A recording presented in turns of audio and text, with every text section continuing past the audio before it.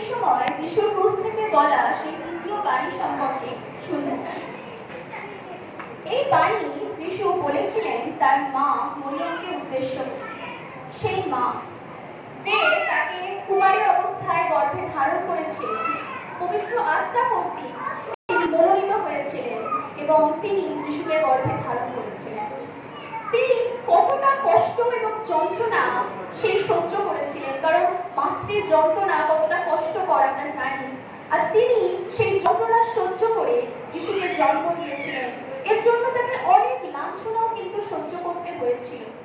এবং সেই মা যখন তার সঙ্গে এতটা বছর কাটিয়েছেন এবং এই সমস্ত কিছুর পরে আজ তিনি তার সন্তানকে ক্রুশে দেখছেন কত হতে। তিনি কতটা কষ্ট পেতে দেখছেন তার সন্তানকে নিজের চোখের সামনে। তার সারা শরীর দিয়ে রক্ত ঝরছে, তার সমস্ত শরীর ছিন্ন ভিন্ন হয়ে যাচ্ছে, আর সেই মা দেখছে তার সন্তানকে সামনে ওইভাবে বিদ্ধ হতে। সেই মায়ের হৃদয় কতটা কষ্টে পড়ে যাচ্ছে আমরা উপলব্ধি করতে পারি।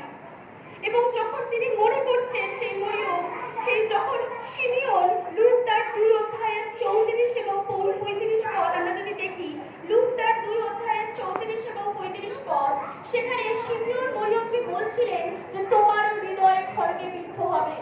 আর সেই দিন যখন সেই মরিয়ম তার সন্তানকে ক্রুশে দেখছেন, আপনার আমার পরিত্রাণের জন্য তিনি ক্রুশে বধ হচ্ছেন, সেই মায়ের হৃদয় ক্রুশে বিদ্ধ হয়ে যাচ্ছে, খড়গ দ্বারা বিদ্ধ হচ্ছে তার হৃদয়। আর সেই মাকে যখন তিনি দেখলেন, মায়ের হৃদয়ের পরিস্থিতি সেই সময় যিশু উপলব্ধি করছিলেন, কারণ তিনি আমাদের অন্তঃকরণের পরীক্ষক, তিনি সকলেই জানেন এবং তিনি জানেন তার মায়ের অভ্যন্তরে কি চলছে। আর তখন তিনি তার মাকে উদ্দেশ্য করে বললেন, হে নারী, ওই দেখো তোমার পুত্র। আর যোহনকে বললেন, ওই দেখো তোমার মাতা। তিনি মায়ের প্রতি তার সেই দায়িত্বকে ক্রুশ থেকে পালন করলেন। আজ আমরা এই বাণীর মধ্যে থেকে বিশেষ 4টি বিষয় দেখতে পাই। এই বাণীর 4টি গুরুত্ব রয়েছে।